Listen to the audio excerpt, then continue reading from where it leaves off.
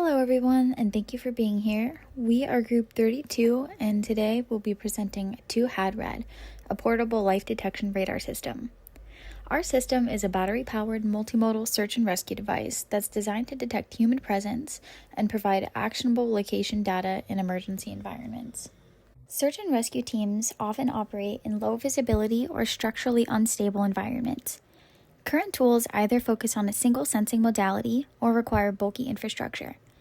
2HADRAD was developed to enhance search and rescue operations by integrating millimeter wave radar for motion, heartbeat, and breathing detection, ultra-wideband for positioning, infrared sensing for thermal confirmation, and inertial and barometric sensing for relative localization. All of this is fused in real time on an ESP32 microcontroller to generate high-confidence detections and estimate 3D locations. When detection thresholds are met, the system provides visual alerts and logs positional data through a mobile interface. The objective is radar-based human detection at greater than or equal to 2 meters line of sight that establishes minimum viable detection range for open space rescue scenarios. We then confirm presence thermally within 1 meter using IR, which allows us to reduce false positives from non-biological motion. Localization is constrained to within 2 meters using INS and barometric sensing, with an advanced objective of improving outdoor accuracy to 1 meter through GNSS fusion. From a usability standpoint, detection feedback must occur within 5 seconds, and the device must operate continuously for at least 2 hours on battery power. Finally, UWB provides responder to victim distance estimation beyond 3 meters, stabilizing relative spatial awareness in GNSS-denied environments. It's important to note that breathing rate and heart rate detection via the radar is a stretch goal that we hope to be able to achieve, as well as machine learning-aided detection of human life using IR data. Okay, so we're going to begin this demo with the user interface. So as you can see, we have our screensaver displayed on the LCD screen, and this just appears when the system is idle. So when you tap it, the 4 options come up, and we have thermal for the infrared sensor, radar, INS, and scan, which runs through all of the systems. Scan will be interfaced in the future. Currently, we have radar, thermal, and INS working. So we can jump through these tiles using the 5-way navigational button. And as you can see, when we hit radar, the red LED pops up on the user interface board. And this is to indicate to the user that the radar is currently running and to not get too close to it, which the USS also will demonstrate, but we are not including that in this demo video. So we can hit X to go back, and we can select another tile. And there's one more component of the user interface that we're not currently demoing, which is the speaker and amplifier. We are currently troubleshooting those. So here is the thermal map. So on our IR screen, this is our IR right here. It is detecting yes, and it gives the max temperature that it's detecting and the ambient temperature. So right now I am currently about 1 meter away, and as I back up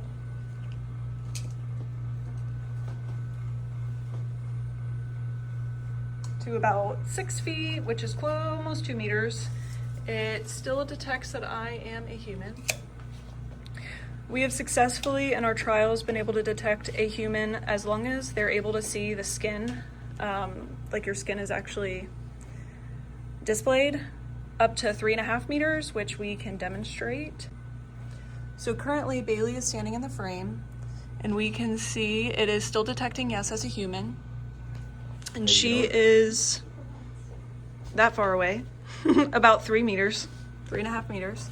I'm gonna get out of the frame so you can still see that it says yes, she has been detected. And with the lights off, she is still detected. Thank you, Hector. So Ryan is gonna take over. We're gonna move to radar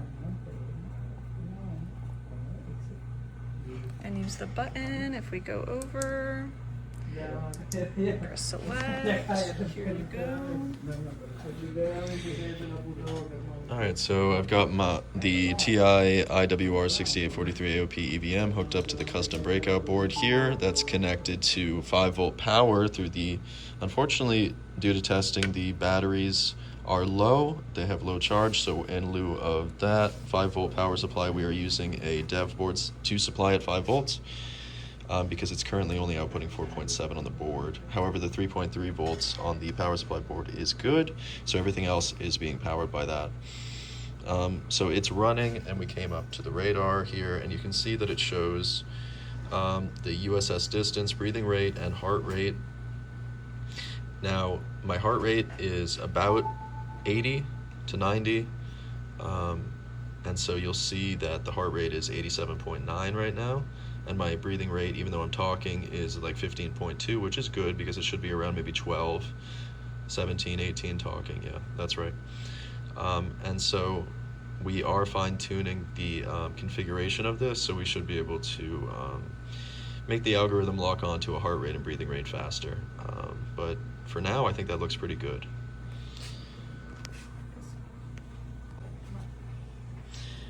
All right, so I'm going to back up a little bit, and I'll just read out sort of what the readings are. I'm about a meter away probably, and I'll just keep the camera here, and I'll let you know what it updates to. It may take a minute to lock on here. All right, so it took a little while, but it's now at like 94.9, I believe, which was probably pretty close, 96.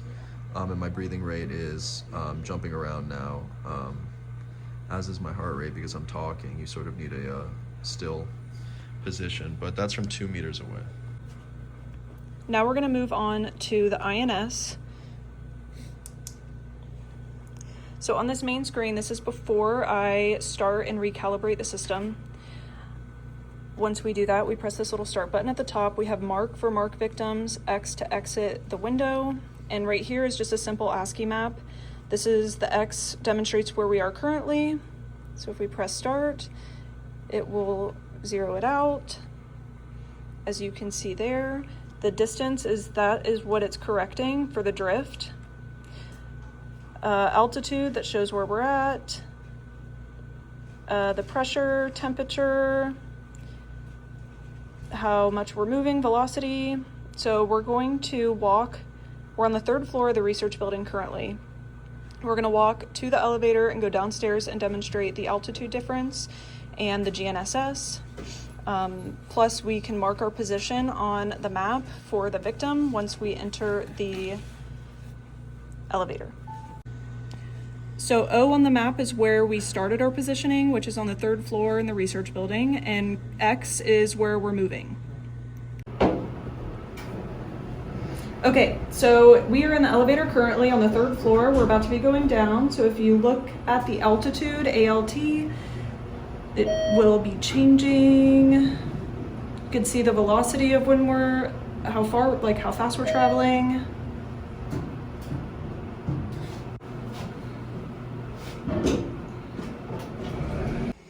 So currently we are at negative 43.10 meters altitude, and we're going to be going outdoors to test the GNSS. Okay, so currently, it's really hard to see the screen. We have, if you can see this little light blinking right inside there,